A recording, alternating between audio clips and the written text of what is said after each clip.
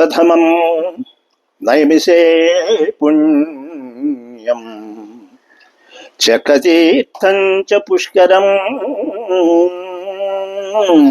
అన్యేషాం చైవ తీర్థానాం సంఖ్యా నాస్తి మహైతలే.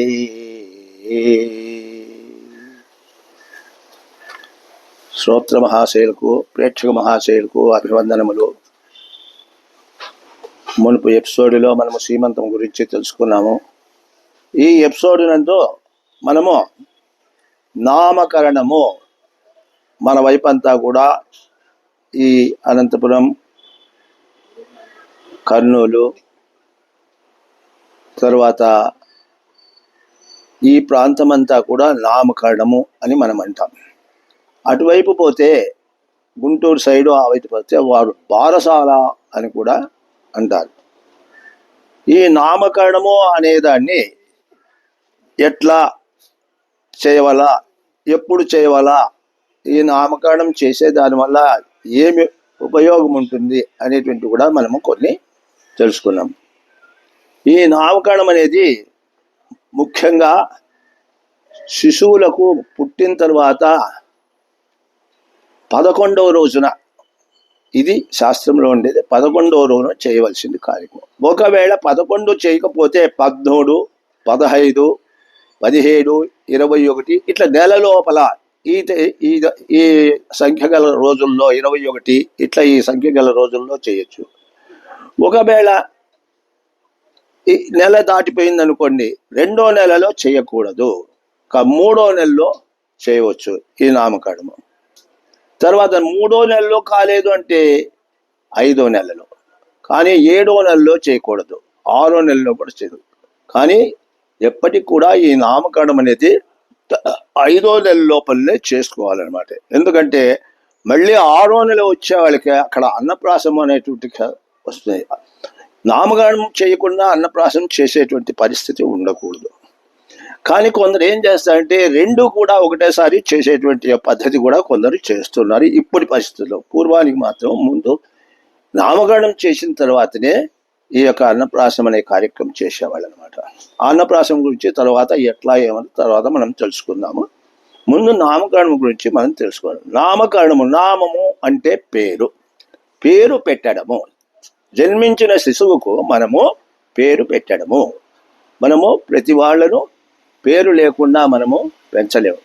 పుడుతూనే ఫలానా అనేటువంటి పేరుతో మనం పిలుస్తూ వస్తామంట. అందరికీ తెలిసేదానికి గుర్తింపుగా ఫలానా అని గుర్తింపుగా ఉండేదానికి పేరు పెడుతున్నాం మనం.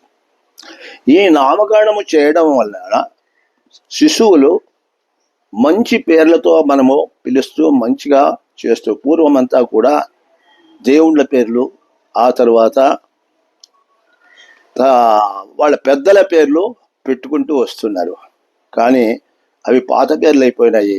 ఇప్పుడు కన్నా నవీనమైనటువంటి పేర్లతో పిలుస్తున్నారు. సరే, ఏదైనా సరే పేరు. కానీ ముఖ్యంగా మీకు ఇంతకుముందు చెప్పినాను, శిశువు పుట్టిన తర్వాత ప్రతి ఒక్కరూ తల్లిదండ్రులు ఇప్పుడు ఈ పరిస్థితుల్లో, ఈ నవీన కాలంలో వాళ్ళు పుట్టిన టయాన్ని, డేట్ను గుర్తుపెట్టుకొని ఆ టయాన్ని అనుసరించుకొని వాళ్ళు జాతకం చేయించుకుంటే, జాతకం రాసుకుంటే దాంట్లో నక్షత్రము వస్తుంది అనమాట. ఆ నక్షత్రానుసారము వాళ్లకు పేరు ఉంటుంది.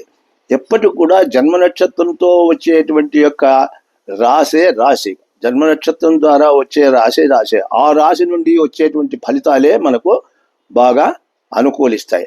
నామ నక్షత్రంతో చేసేటివి ఒక్కొక్కసారి అనుకూలించవచ్చు, అనుకూలించకపోవచ్చు కదా.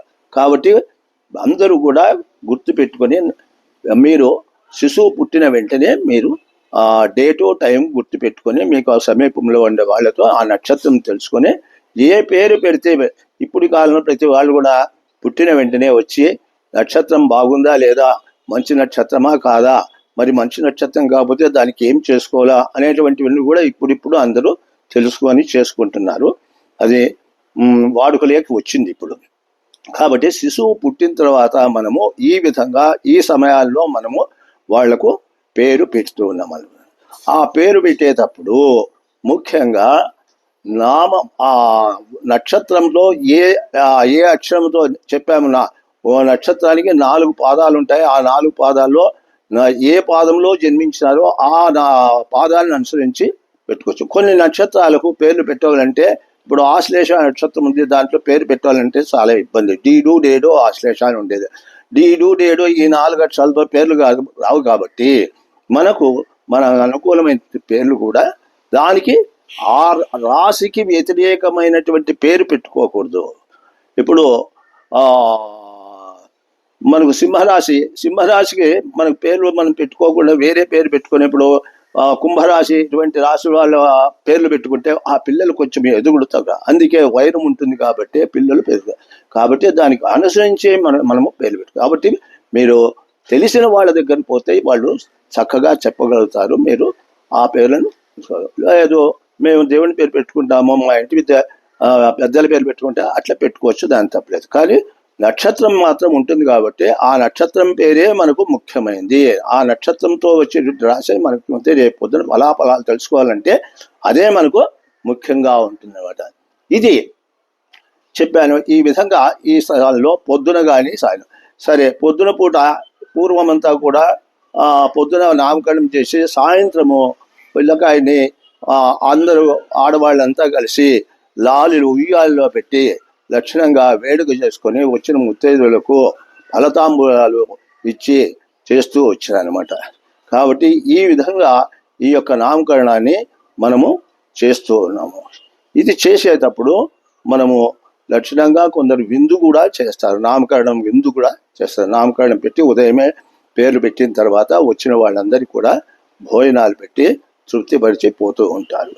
ఇది నామకరణం చేసుకోవాల్సినటువంటి యొక్క తంతు. దీన్నే బారసాల అంటారు. గుంటూరు ఆ సైడ్ వాళ్ళందరూ కూడా ఇంకా చాలా చాలా కొన్ని ముఖ్యమైనటువంటి వాళ్ళ పిల్లలను ద్వారా కొన్ని చేసుకుంటుంటారు. అది వారి ప్రాంతాల నుంచి అనుసరించుకున్నది. ఇది నామకరణం గురించి నాకు తెలిసింది తెలియజేశాను. ఓం స్వస్తి.